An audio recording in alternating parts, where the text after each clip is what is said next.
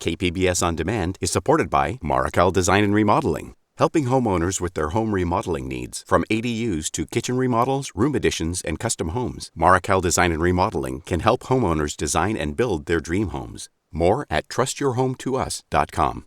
For achievement in film editing, the nominees are Anatomy of a Fall. It's not very often that the Academy of Motion Picture Arts and Sciences recognizes foreign language films in its craft categories. But this year, it could not ignore the perfect calibration of Laurent Sénéchal's editing in Anatomy of a Fall.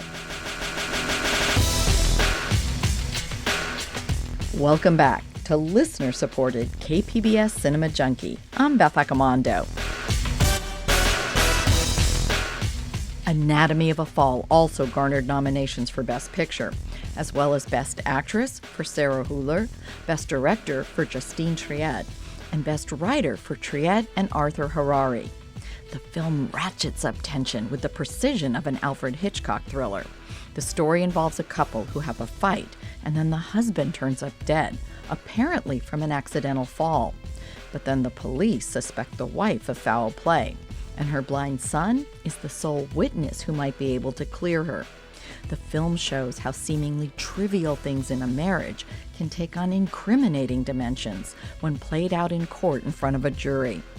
This is a film of exquisite craft and a surprising amount of nail-biting tension as we feel a constant sense of stress and unease, much of it the result of Laurent Sénéchal's fine editing.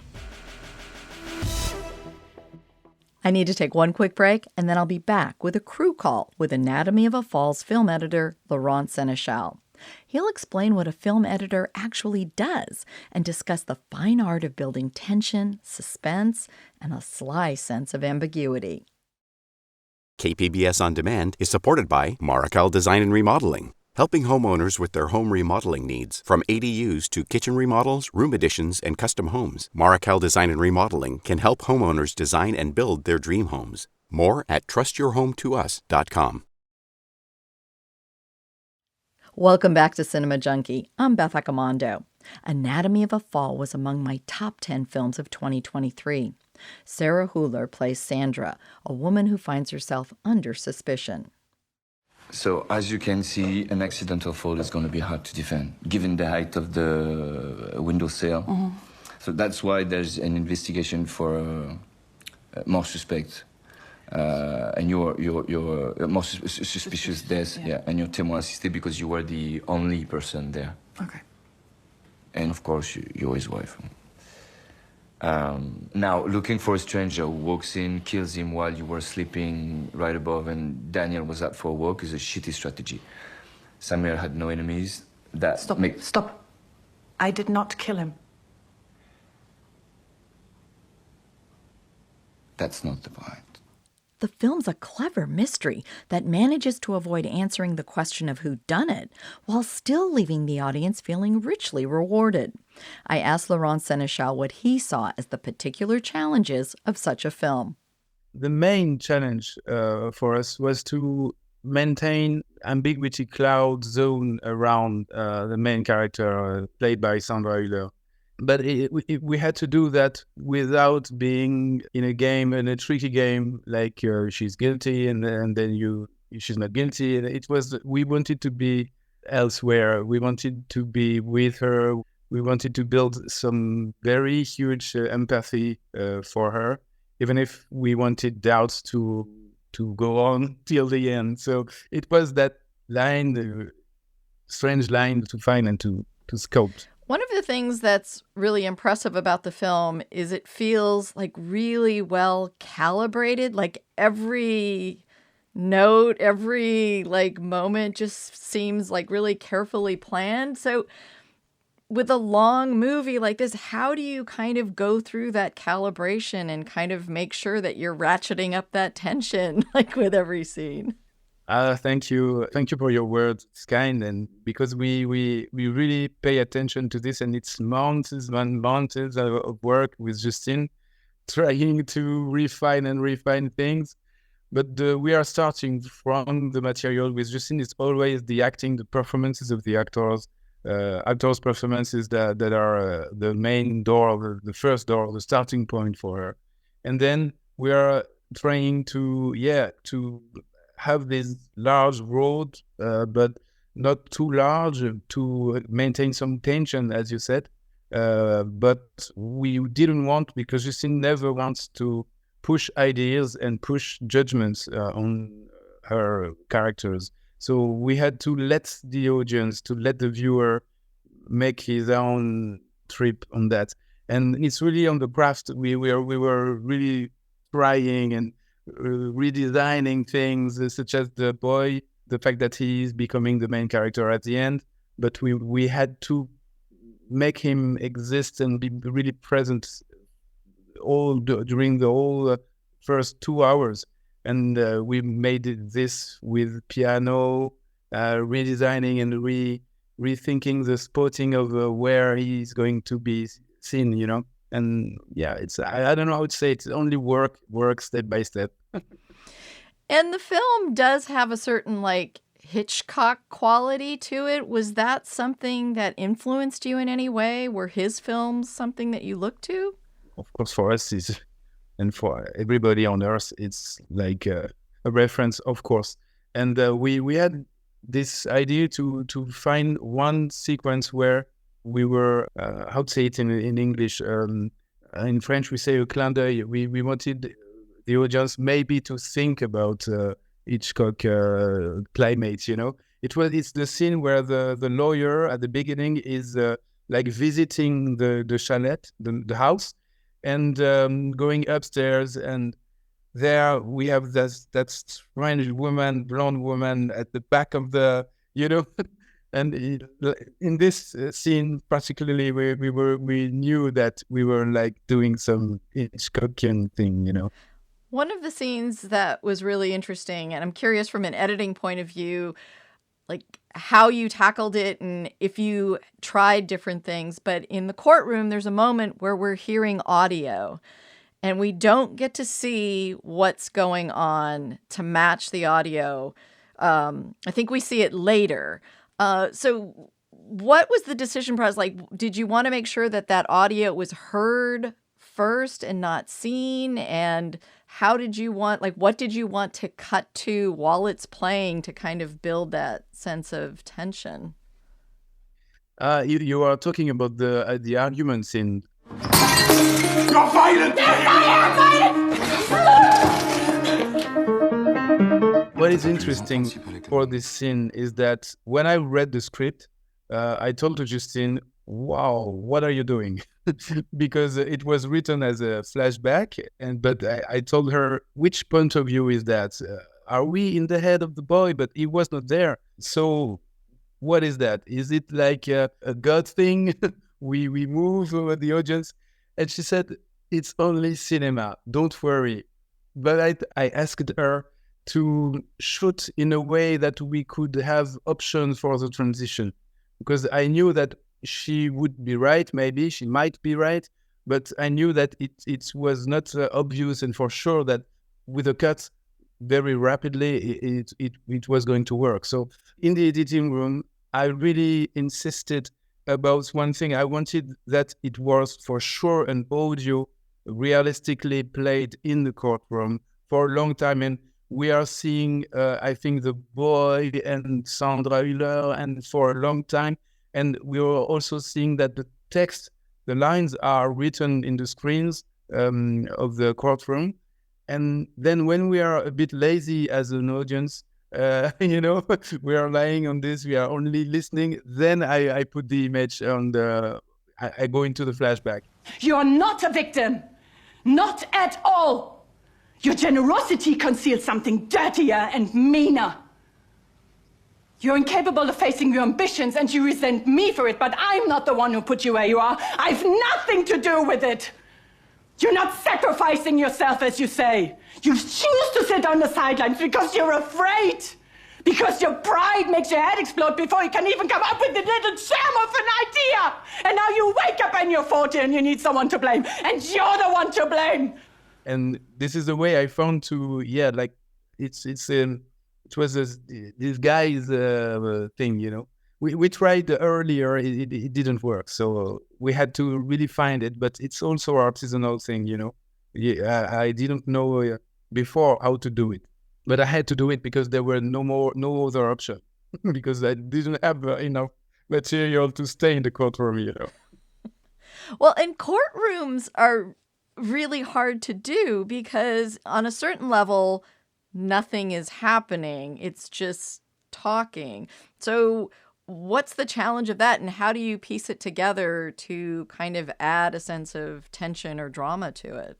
This was maybe the second main challenge for us. I talk about the boy, but when we went into the courtroom second part of the movie, we knew that with those long scenes, we had to like refresh how we were in the courtroom. I'm sorry to interrupt. I'm sorry.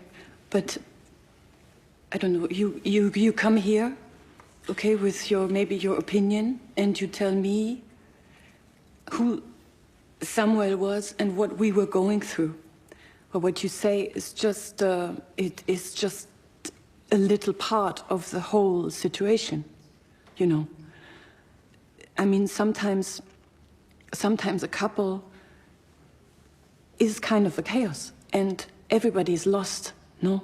And sometimes we fight together, and sometimes we fight alone, and sometimes we fight against each other. That happens, and I think it's possible that Samuel needed to see things the way you describe them, but if I'd been seeing a therapist, he could stand here too and say very ugly things about Samuel, but would those things be true? And Justine really is breaking all what was planned for every scene. She is really avoiding the script and all the previous ideas. And she was always saying, well, for this scene, what are we going to do? Where is the good material? I want to stay with Sandra very long. And we were trying to find what she's calling the code of each scene. And that's a way to refresh the fact that we are still in the same place. It's hard, it's raw, it's rough, the way we are showing people working. For instance, when the boy is testifying for the first time, there is nobody in the courtroom because he's a young guy and the protection of the justice is supposed to, preserve him. But, you know, you have this shot turning around while the prosecutor and the lawyer are talking about him, about his handicap. He is like listening, and it was not a shot. It was not supposed to be this long, that shot. And even the moves were not supposed to be used at the beginning. But on set, Justine saw the DOP making those movements to have, all the shots for the scene, for the editing. And she said, hey, it's very nice what you are doing here. On the screen, I'm seeing that it's good. And he was saying, but it's not what we decided. But she insisted, and so he made smoother movements and slower movements around the boy. Like, we'll see if we are going to use that. And of course, it was so nice. I just had to disguise a cut to make it longer again, even more longer. But this is like a new way to direct the audience, to direct the movie for each scene. That was our challenge. And sometimes it's only about trust the audience. For instance, after the argument, when we are staying like 20 minutes with the prosecutor and the lawyer in a very long scene, the last scene of the courtroom before the last testimony of the boy, it's a very long scene, and our goal was to trust the audience that they were going to stay with us in this very intense and like boxing dialogues, scene.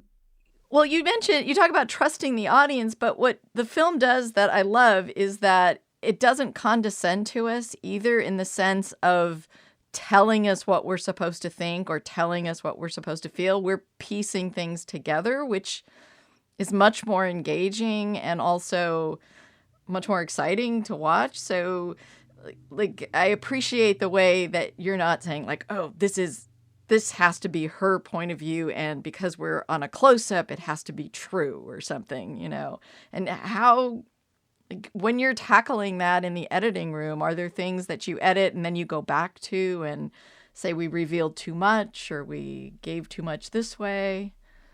In fact, every Justine Trier's movies are like that. You are in front of a character and you are free to make your own opinion about her. Your reasonable doubts are always working.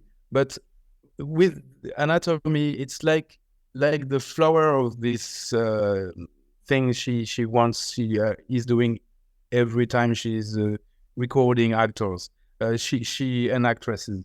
She here we are in front of a trial, and we are like a member of the jury, you know.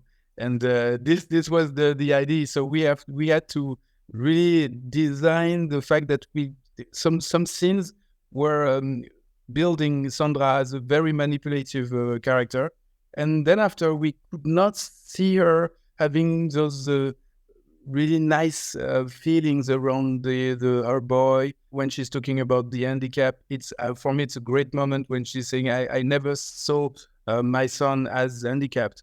It's a great moment, but this moment was killed by a previous scene where she was in this very high lightness and alcohol thing and seduction with her lawyer at night. You know, it's just before, and well, we had to cut so many great things because Sandra Hüller gave us so many options. She's an amazing actress. We have a golden garbage, you know, because we had to cut so many great things to have this possibility for the audience to not to fall into one or the other version, you know. That was really, really nice. Complexity is in the center of all we were doing and building. And even the boy is becoming like his mother at the end. Is becoming complex. We don't really exactly know what are his feelings, and even if he's inventing things or not, you know. And yeah, that was the program, but it was hard to do. And I don't think most people really understand what an editor does. People tend to just say like, oh, that movie was too long. Why didn't they cut it shorter? Like, that's the only time they seem to, you know, mention editing. So can you give a little insight to people as to what your process is like, and particularly with Justine? Yeah, you're right. It's an invisible job. It's a very important job for movies. You know that, and it's very hard to explain what it is exactly that we are doing in the dark. So I think that previously, just before talking about this way to reshape things, to tell a story to the audience, we pay really an extreme attention to what the audience is supposed to feel. But we are betting things we don't know exactly. So for me, editing is like when you are telling a story to your children when before they are going to sleep. You know, you have to be good. You have to have a good story and refine the. We have months to do that. We have to refine and always like invite the audience to be with us. And sometimes the audience has to work. It's really good when they have some work, but not too much. And this is like a dance with the audience, but we don't know each other, and that's the beautiful thing about it. And for you, working with Justine, at what point do you come on board? Are you there from the very beginning, before they start shooting? Do you come on after footage is starting to roll in? Like, what's that part of the process like? This time, I didn't even make an assembly edit. Because she needs to start the journey and make all the journey with me. She cannot see an assembly edit or rough cut made without her. It was hard previously because it's the third film we are doing together. And so we decided, also because the script was rather solid than the previous movies because of the trial. It's like a program, and you are not lost in the structure you are building. We went scene by scene with her, starting from the acting, as I said, and it's long, but yeah, she doesn't want to be bored. She doesn't want a scene that is looking like every other movie she has seen, and so she's like also an artist like that. She has been studied the Beaux-Arts at the Paris Beaux-Arts school in Paris, and she's rather like an artist for me. She wants to have fun, and for her, fun is being surprised by what she has done and have new ideas every time. So sometimes it's hard because you have to be to have stamina, but it's really exciting. It's really nice to work with her, and she's very funny. And editing is not what I would probably call a glamorous position in Hollywood. People don't generally think like, oh, I want to be a celebrity editor, But how did you go into this profession? What was it about it that attracted you, that made you think like, this is what I want to do, is sit in a dark room editing film all day? It's a good question, but maybe I have to talk about that with my shrink again. Because to be honest, I wanted to be a director myself at the beginning when I was younger. I thought that editing was the great place to learn how to do that, movies. And it was also a way to earn my life when I was younger as an assistant editor. And I was editing the short films, and I became an editor. And I think that I didn't choose this job really, but I'm sure that it's not by chance that I'm there. I think I'm okay with the dark. I'm okay with going really about around details when we are working, and I think that it's great to also not have maybe the fire so close to you as directors have. We are like protected when we are only technicians here on the movie. Members of the crew, it's maybe a safer place. But being an editor is being as the director in the machine room of the story. So it's like being really where, for me, it's the funniest place as a director without all the pressure on you. So maybe you are my shrink today. Well, I always liked editing because you can try so many things without 100 people waiting for you to make a decision, and kind of can make a mistake and then just walk away from it and just go like, well, okay, I'll just put that back together, back the way it was. That's true. That's completely true. And it's a place where truth, if it exists, is there. We are editors. I think we are really humble, and because we know that it's hard, and it's not with the actors, in a set. You have to play something with directors and even with producers. Really often in an editing room, everyone is like with no masks. We are like in front of what are we going to do? And this is great. This is a great job for this. And also when you are at the end of an editing process for a long feature film, you cannot really see as a fresh eyes is the movie, but you are like remembering all the screenings that you had, and you are like trying to be digging in your own memories of all those screenings and tries. It's funny. Yeah, it's a good job. Maybe I'm not going to try to make movies myself. I'm going to stay there. Don't let that shrink talk you out of it. I actually put this film on my 10 best list for women-helmed horror films.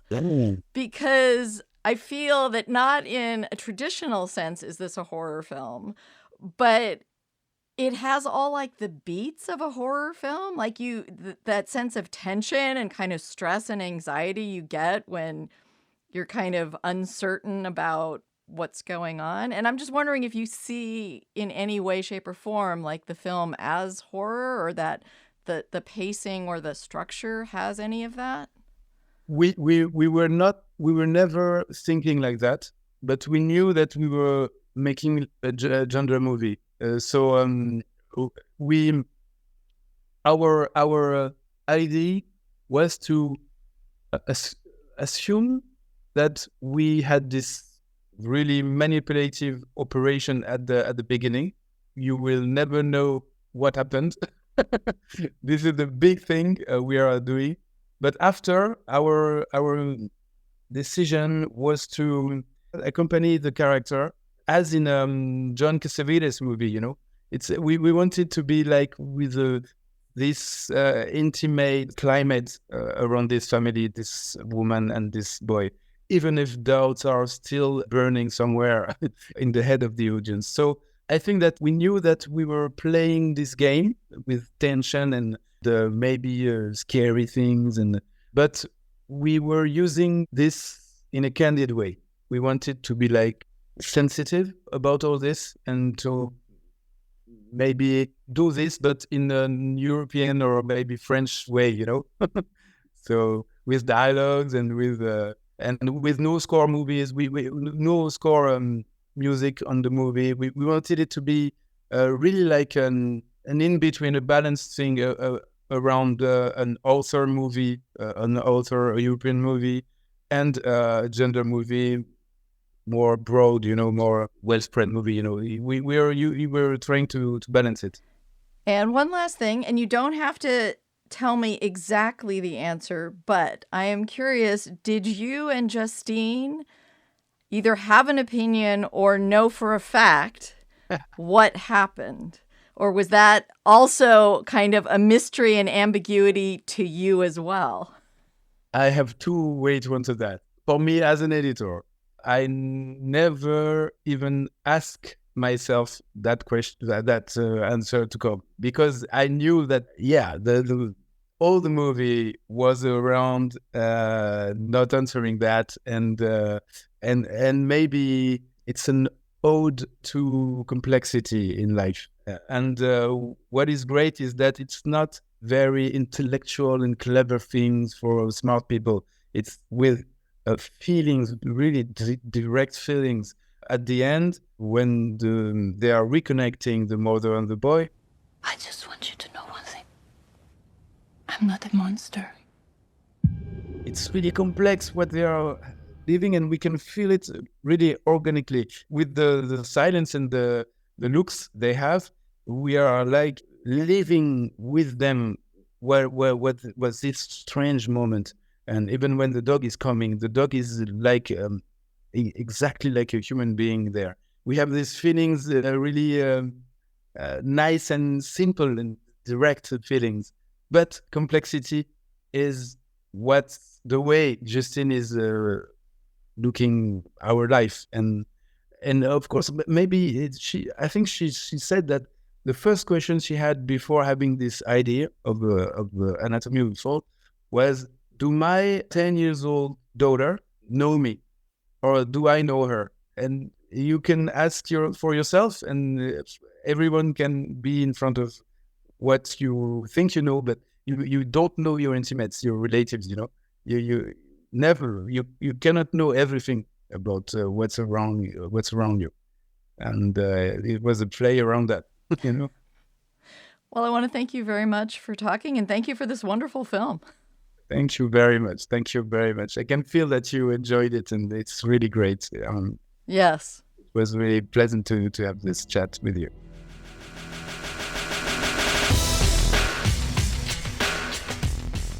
That was Laurent Sénéchal, film editor for Anatomy of a Fall. He was nominated for a Best Editing Oscar, and you can see if he takes home the gold on March 10th. Well, that wraps up another edition of KPBS listener-supported Cinema Junkie. If you enjoy the podcast, then please share it with a friend, because your recommendation is the best way to build an addicted audience.